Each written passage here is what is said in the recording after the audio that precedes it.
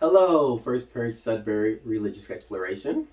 Thank you for joining me, Mr. Robert, and My name is Gio. Gio today. First, we'll light our chalice, and as we do so, we'll also say our little prayer or blessing. Chalice lit.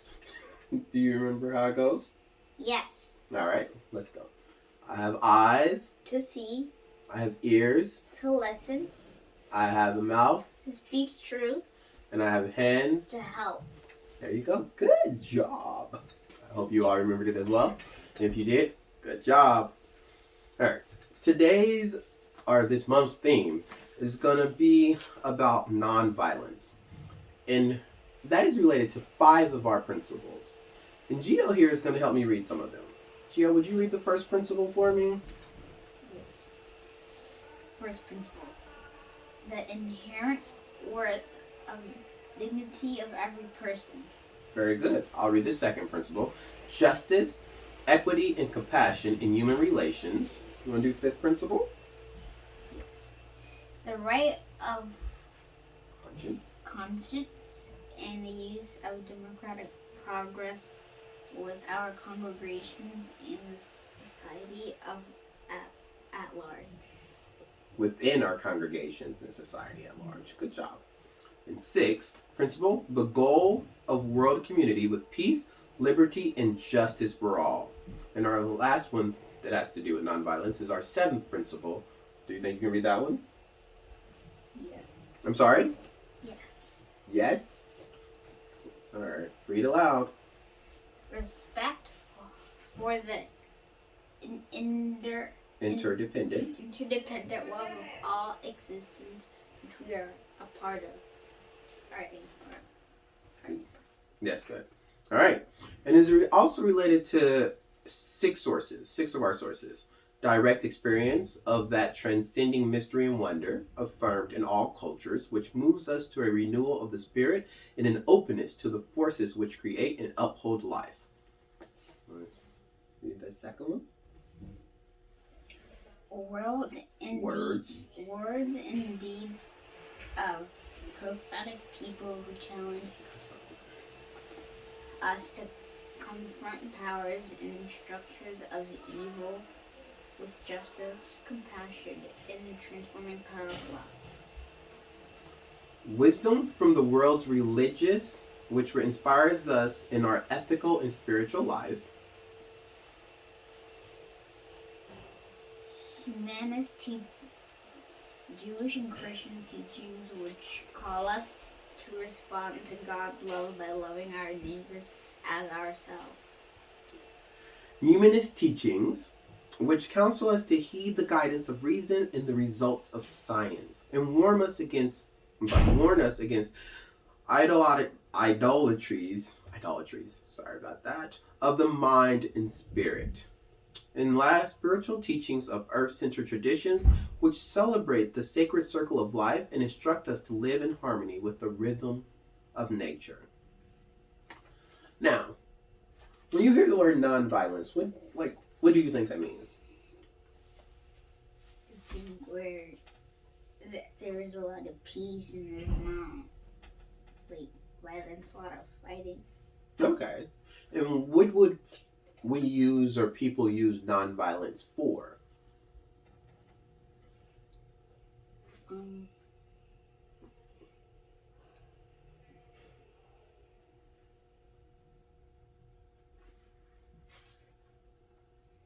You know? Okay. That's all right. So nonviolence is a mean, and the most common end, meaning the purpose of it, is to get to peace. Yes? So it's a means to peace generally.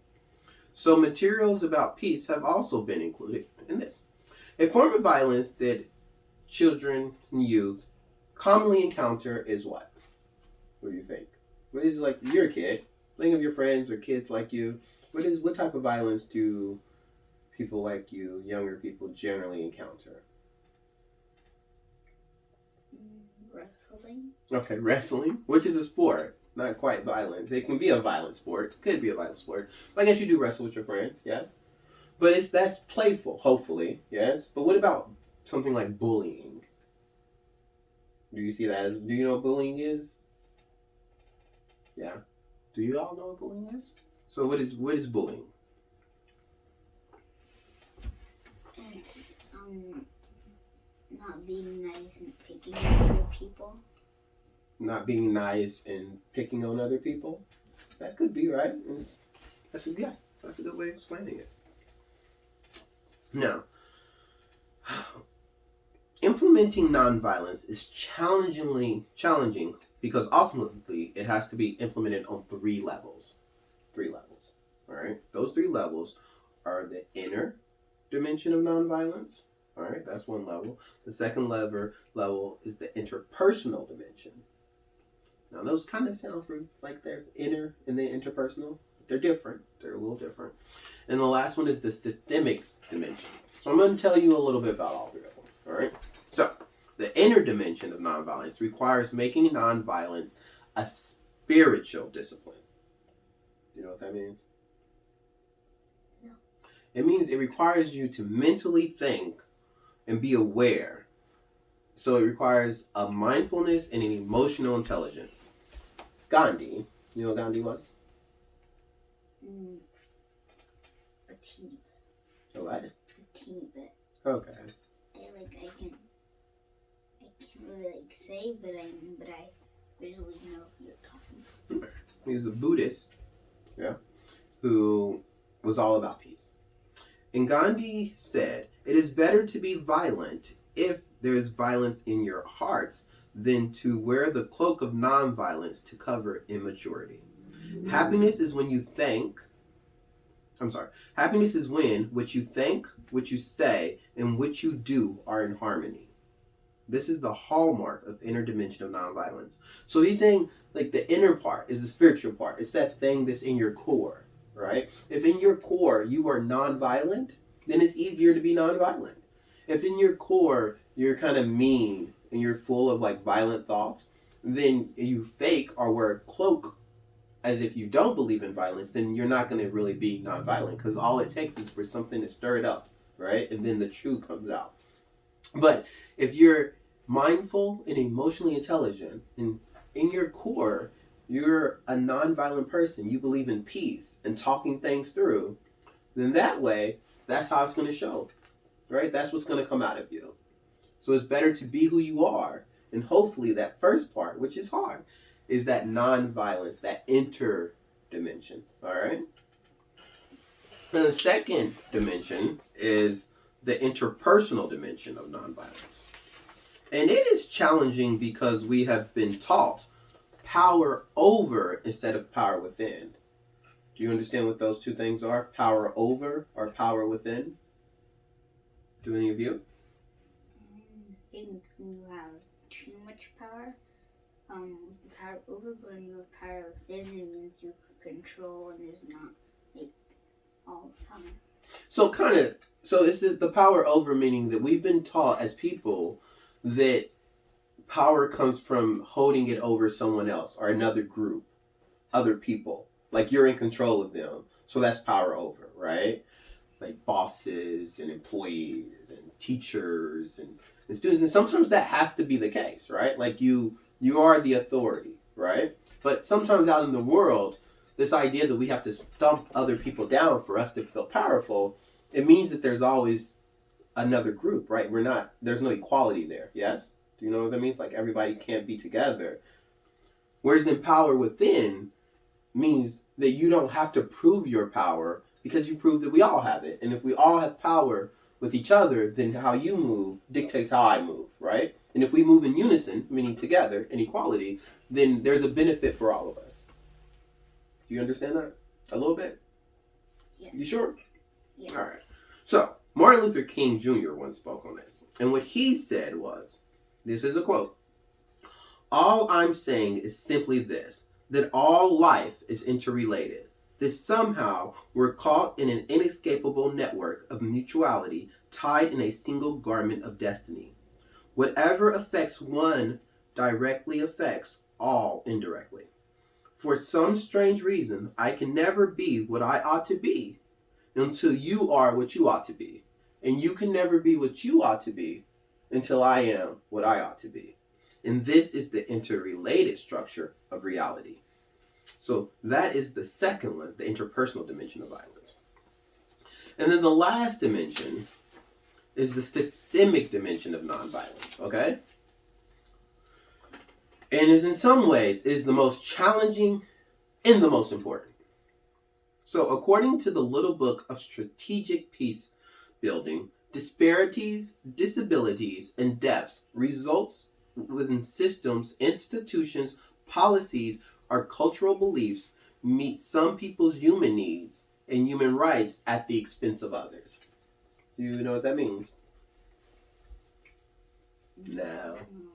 So it's this idea that if I am fulfilling everything you need me to give you, but for me to do that, I need to take it away from somebody over there, then that's not nonviolence, because that's still a form of violence that I am taking from them to give to you, but I'm leaving them without. So if I'm giving you food to make sure you're hungry, but then I'm taking from John, to make sure you're full, but I'm taking from John, that leaves John hungry, yes?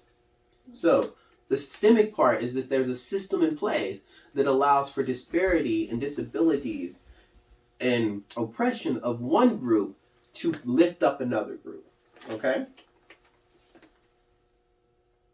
And Black Lives Matter is an acknowledgement in part that blacks are disproportionately the victims of structural violence, and the consequences of this structural violence has accumulated over centuries, right? So, like I said, it's the cultural belief that some people's human needs and human rights come at the expense of others. And structural violence creates relationships that cause secondary violence to others. Violence and nonviolence are both forms of power, right? Although many might argue that violence is more powerful, at least in the short term, because nonviolence depends on converting hearts and minds, which means that if you want somebody to do what you want them to do, it's easier to just be violent. But that's a short-term fix, right? It may not fix them, it just stops at that moment. They may go back to it.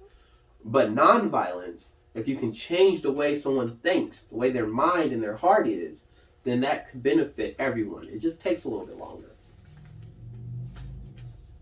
All right. I'm going to read you a story about nonviolence and peace. All right? And it's called Arjuna's Service to His People. And it's adapted from the Hindu Bhagavad Gita. All right? A long, long time ago in India, there was a king with 2 sons. When the king died, older brother was entitled to inherit the entire kingdom, but younger brother was jealous. Older brother graciously divided the kingdom in half to share with his younger brother. But younger brother was still not satisfied and stole the whole kingdom for himself and his children. He refused to share the land with older brother unless there was a war. Older brother and his children did not want to fight, but they had only 2 choices: to fight for their rights or to turn away from war in their rightful land to preserve peace and nonviolence. One of older brother's children was Arjuna, a famous warrior. He had a special relationship with the god Krishna, the god of all gods. Krishna called Arjuna to lead the battle. Of course, Arjuna dutifully came to the battlefield to obey. He had led many battles successfully for Krishna before. But Arjuna was shocked to see he was getting ready for war on the other side. The people who were called his enemies were in fact his own family. Not only his uncle, younger brother, but also Arjuna's cousins, some of his uncles, his favorite teachers, and very dear friends. He did not want to kill them and was very confused that Krishna, the god of all gods, had called him to lead this war. He was especially confused since Krishna had always said the most important thing for a good person to do is to avoid harming any living thing. Leader. So, let me ask you this. Think about that statement, all of you. The most important thing to do is avoid harming any living thing.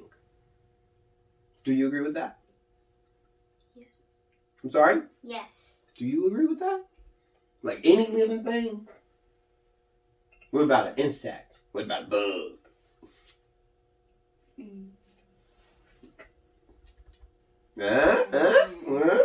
Changing your mind a bit? What about you all? Do you agree with that? Does it sound right to you? Yes. It does sound right to you, though. Yeah. Sound right to you all? All right. All right. As a warrior, Arjuna's duty sometimes required him to kill. That was hard. But because he wanted to be a good person, but this time it was an even harder problem. Arjuna argued with Krishna because he wanted to be a good person. He wanted to do his duty. Yet he could not stand the thought of doing violence against his relatives and friends. Krishna told Arjuna many stories to persuade Arjuna to do his duty as a warrior.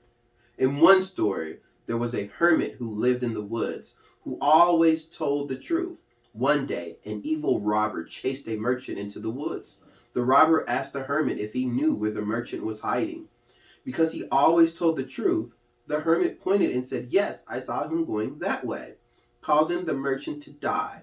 Krishna said, if there was a choice between two good behaviors, for example, telling the truth because it is right, or lying to prevent someone from being killed, some good behaviors are better than others. In this case, wouldn't it have been better for the hermit to lie and protect the life of the merchant? What do you think? Yes. Yes, what? Do you think the hermit did the right thing or not?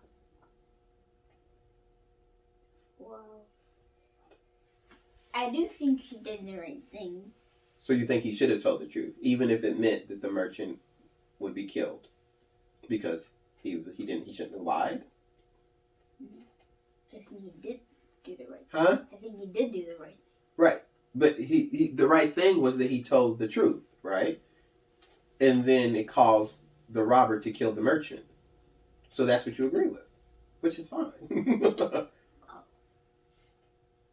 I said that caused the robber to die. No, the robber killed the merchant. What do you all think? Do you think the hermit did the right thing? Like, should he have lied if it would have saved someone's life? Like, is there a time to do the wrong thing for a good reason? It's tough, huh? Yeah, maybe sometime. I'm sorry? Maybe sometime. All right. In another story, Krishna told Arjuna about a farming couple who worried the weather, their seeds, and their tools will not be good enough to create a good crop to feed their family. Because of their worries, the farmer decided not to work their land at all. In the same way that Arjuna was refusing to fight the war. But Krishna said, the best thing a person can do is their duty, to do the best of their ability without worrying about the results. A farmer or a warrior, Arjuna, should not worry about the outcome. To work is their duty, and they must do their best. The farmers and their family would have nothing if they did not work at all. What do you think of that? Let me ask you. Have you ever felt like the farming people? They were like, oh, this isn't going to be good enough. I'm not going to be good enough, so why do it at all? Have any of you ever felt that way? You ever felt that way about something? Schoolwork, maybe a chore, a sport, where you just felt like you were going to be inadequate, so you shouldn't even try.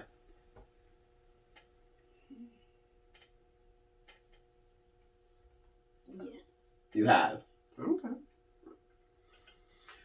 And have you ever been worried about the results so much that it was hard to do the work you were supposed to do? Some people feel like that about schoolwork sometimes, right? Yeah, some people feel like that about all kinds of things. Anything that you feel like it's a duty to do, right? How would you feel about doing the work you were supposed to do if doing a good job might mean someone else would get hurt or someone would get hurt? How would you feel like that? If you were like, I can do it, but if I do it, someone else will get hurt. I think I shouldn't do it. I'm sorry? I think I shouldn't do it. You think you shouldn't do it? Yeah. What about you all? Do you think that you would continue to do it because it was your duty, it was what you were supposed to do, or would you not? Is that a case where you really should worry about the outcome? Like, if you're supposed to do it, do you worry about the outcome or you just do the job you're supposed to do? You said you just wouldn't do it, right? You would worry about the outcome. It's fair. It's hard. I think I would worry about the outcome as well. It's difficult. Well, Arjuna was still not convinced that leading the battle was the right thing to do. He was pretty sure if he did his duty well, he would hurt people he cared about. He still did not want to do it. Then Krishna had one more argument to convince Arjuna. He asked Arjuna to think about his father, older brother, and the rest of Arjuna's family members who had been wronged. Hadn't their land been stolen? Were they not also his brothers and sisters, cousins, and dear friends who needed Arjuna to fight and help them get their land back? Krishna said that fighting for your rights is an important duty. If someone does a bad thing to you, that person cannot be allowed to get away with it. Krishna told Arjuna, the best way to be a good person is to do your duty. See the goodness in all living things, treat all things and beings equally, and do good things for others. In these ways, Arjuna could be happy and have a closer relationship with Krishna. Arjuna wanted to be happy and stay close with Krishna, the God of all gods, yet did not see how he could do all these things at once. Not this time. All right. So, that's the end of the story.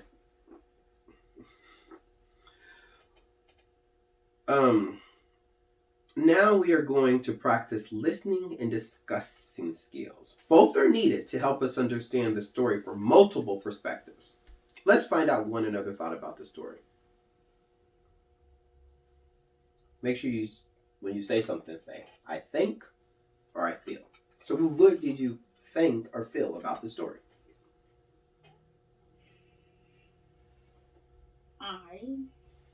So first tell me what the dilemma was. What was Arjuna's problem? That he had to battle against his uncle to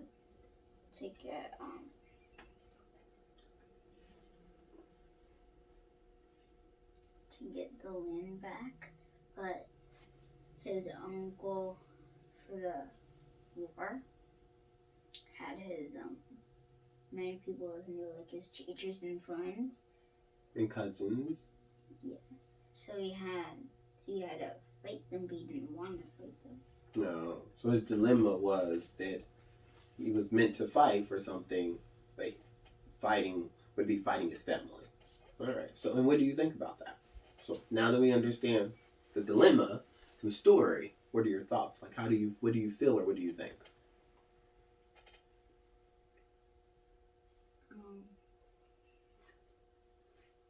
I think that what he did was good, and that he didn't try to fight him, didn't get persuaded. Okay, so we don't know if he got persuaded or not, right? Because it stopped before we know. So what do you think? What do you think happened? Do you think that he did fight, or do you think he didn't fight? I think he didn't fight. I'm sorry? I think he didn't fight. All right. What about you all? Do you think he did fight or he didn't fight? And you can always respond to me through an email, or you can send a video response to the email as well. I will look forward to hearing from any of you and your thoughts on this. So you think he did not fight. What do you think happened next then? If he didn't fight, what do you think happened? I think they had to pick a person to lead the war. You felt like Krishna had to find another leader? Mm-hmm. All right. Do you think that if he didn't fight, that his relationship with Krishna stayed like it was? Or do you think that it changed? I think it changed. Yeah, in a good or bad way? Not in a terrible way, but I don't think it got better. You don't think it got better? Oh, okay. All right. Well, thank you. And thank you. I would look forward to hearing anything that any of you have to say as well. As well as I'll put this story. There'll be a link to the story underneath the video. So I hope that you all check it out and maybe answer some questions as well. I think this is where we're going to end for today. And we're going to do our... I'll give you one, our milestone. And just like talk about our joys and about the week that's coming up, or some sorrows of what's coming up or what happened or anything. So I'm going to start, or would you like to start? Can you start? I'm sorry? Can you start? I can. And I think for me, a joy is it's the beginning of theater season for Broadway in Boston. I love the theater. And I went to see my first show yesterday and it was pretty good. It was great. And another thing is that fall is here, which I am a fan of fall. It's probably my favorite season, so I'm really excited about that as well. How about yourself, sir? My joy is that there's a lot of holidays to celebrating, like Thanksgiving, Christmas, and I just had my birthday. Oh, yes. Holidays. They're great. Holidays are great. Good food, family, friends. I agree. All right. Thank you all. Have a great rest of the month and week of rest of this week, rest of the month. Happy Thanksgiving. And I hope that you and your family will join us on the 14th at 4 o'clock for our family service here at First Parish Sudbury. Again, that's Sunday, the 14th at 4 o'clock. All right. Bye. Bye.